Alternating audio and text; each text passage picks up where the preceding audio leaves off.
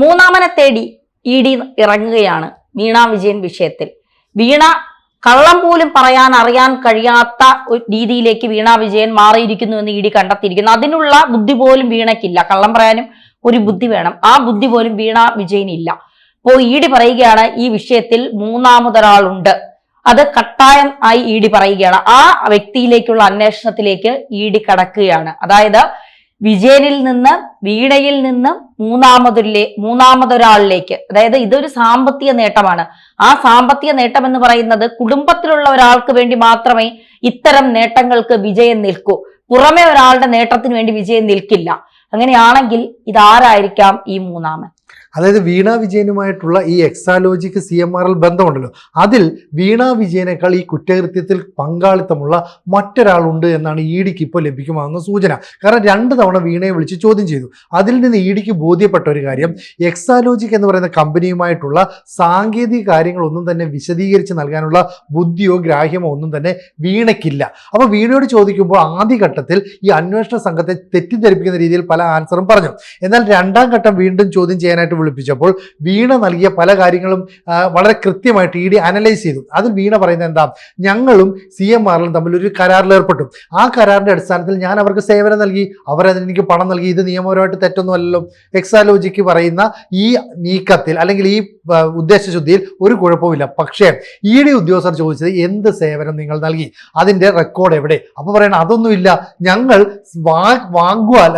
വാക്കാൽ അങ്ങോട്ടും ഇങ്ങോട്ടും കാര്യങ്ങൾ പറയുന്നു. അപ്പൊ വാക്കാൽ കാര്യങ്ങൾ പറഞ്ഞ് ഒരു എഗ്രിമെന്റ് ഉണ്ടാക്കി 2.78 കോടി രൂപ ഒരു കമ്പനി നൽകിയെന്ന് പറഞ്ഞാൽ അതൊന്നും ഇന്നത്തെ കാലത്ത് ആരും വിശ്വസിക്കില്ല എന്ന് വീണയ്ക്കും അറിയാം, EDക്കും അറിയാം. പക്ഷെ ED എന്താ മിണ്ടാതിരുന്നത്? അതായത് വീണയ്ക്ക് അറിയാത്ത ടെക്നിക്കൽ കാര്യങ്ങൾ കൃത്യമായിട്ട് അറിയാവുന്ന CMRL എന്ന് പറയുന്ന കമ്പനിയുമായിട്ട് ഒരു പാലമായി വർത്തിക്കാൻ കഴിയുള്ള മറ്റൊരാൾ, അതൊരു പക്ഷേ പിണറായി വിജയൻ നിയോഗിച്ച ഒരാളായിരിക്കാം, അതല്ലെങ്കിൽ വീണ വിജയന്റെ കുടുംബത്തിൽപ്പെട്ട മറ്റൊരാളായിരിക്കാം.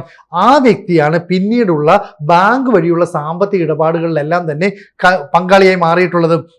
പക്ഷേ EDയെ സംബന്ധിച്ചിടത്തോളം ഒരു കേസിൽ ഒരാൾക്കെതിരെ അറസ്റ്റ് വാറണ്ട് പുറപ്പെടുവിക്കണമെങ്കിൽ അല്ലെ അയാൾ അറസ്റ്റ് ചെയ്യണമെങ്കിൽ അയാൾക്ക് ഈ കള്ളപ്പണ ഇടപാടുമായിട്ട് നേരിട്ട് ബന്ധമുണ്ട് എന്നതിൻ്റെ തെളിവ് ലഭിക്കണം.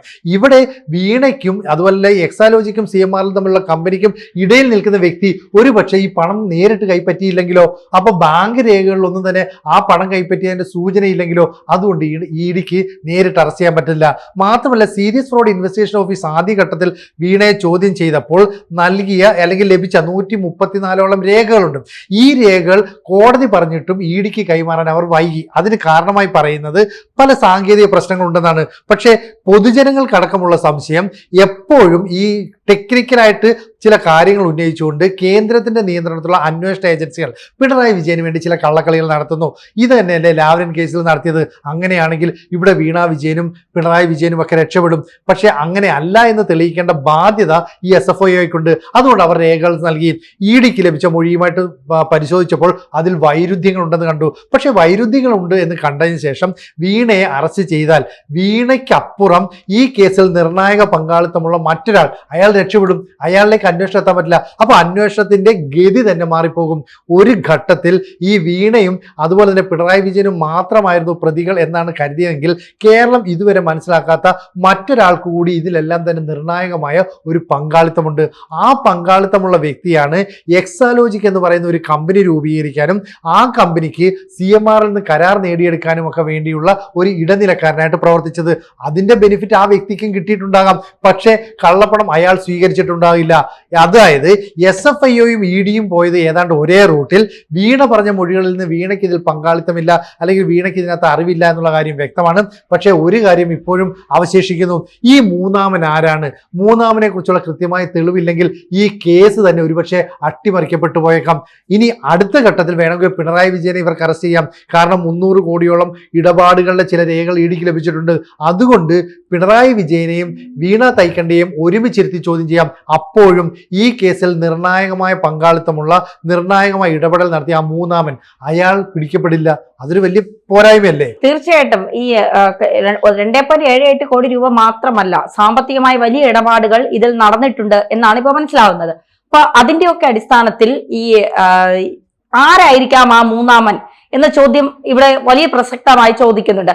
ഈ ED പറയുന്ന ഒരു പ്രധാനപ്പെട്ട കാര്യം, വീണയെ അറസ്റ്റ് ചെയ്തിട്ട് പ്രത്യേകിച്ച് ഇവിടെ കാര്യമൊന്നുമില്ല. കാരണം വീണയെ അറസ്റ്റ് ചെയ്ത് എന്തെങ്കിലും കാര്യം കിട്ടാൻ ഉണ്ടെങ്കിലല്ലേ വീണയെ അറസ്റ്റ് ചെയ്തിട്ട് കാര്യമുള്ളൂ. അപ്പോ വീണയ്ക്ക് എന്ത് സേവനമാണ് ചെയ്തത്? സാങ്കേതികമായി ഈ കമ്പനിയുമായി ഒരു കാര്യവും വീണയ്ക്ക് അറിയില്ല.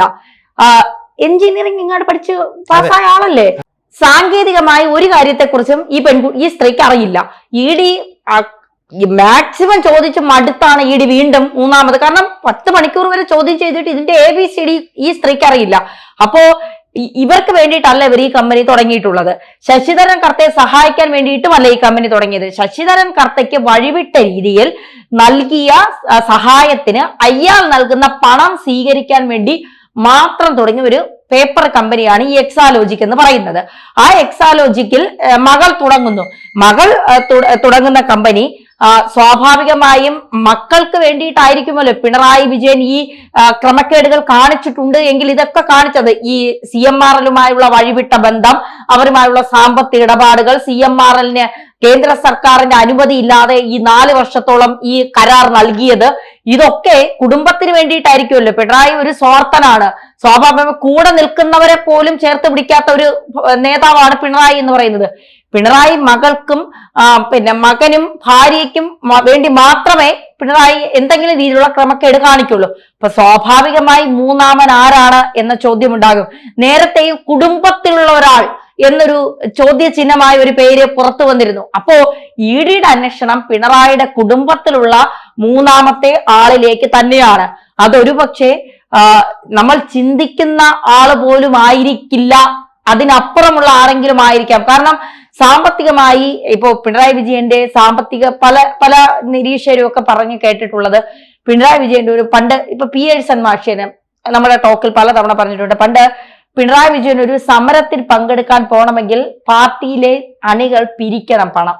ആ പിരിവെടുത്ത് പണം കൊടുത്താലേ ആ പണം കൊണ്ട് ബസ് പിടിച്ച് പിണറായിക്കൊരു പാർട്ടി പരിപാടിയിൽ പങ്കെടുക്കാൻ അത്രമാത്രം സാമ്പത്തികമായി ബുദ്ധിമുട്ടുണ്ടായിരുന്ന പിണറായി പിന്നീട് നമ്മളൊക്കെ കാണുന്നതിന് അപ്പുറം അഭൂതമായ ഒരു വളർച്ച, ഒരു കമ്മ്യൂണിസ്റ്റ് നേതാവ്, തൊഴിലാളി വർഗ പാർട്ടി എന്നൊക്കെ പറയുന്ന ഒരു പാർട്ടിയുടെ നേതാവിന്റെ വളർച്ച പിന്നെ വളരെ പെട്ടെന്നായിരുന്നു.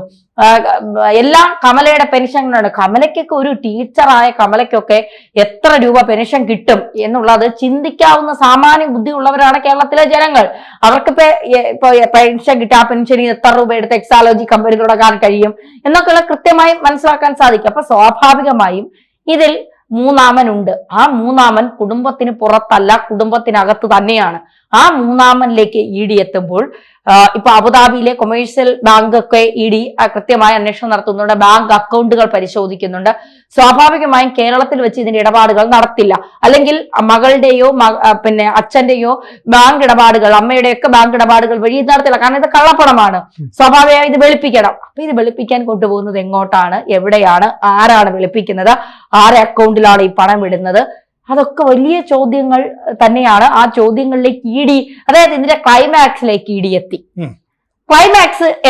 ഇനി എന്താ പറയുക, ഒരു സംഘടനയൊക്കെ കഴിഞ്ഞ് കൊട്ടിക്കലാശത്തിലേക്ക് ആരാണ് അത് എന്നതിൽ മാത്രം ഇനി വിരൽ ചൂണ്ടിയാൽ മതി എന്നുള്ളതാണ്. ആദ്യത്തെ ഇന്റർവെല്ലൊക്കെ കഴിഞ്ഞു, ഇനി രണ്ടാം ഭാഗവും കഴിഞ്ഞു, ക്ലൈമാക്സിലേക്ക് കഥ എത്തി നിൽക്കുന്നു.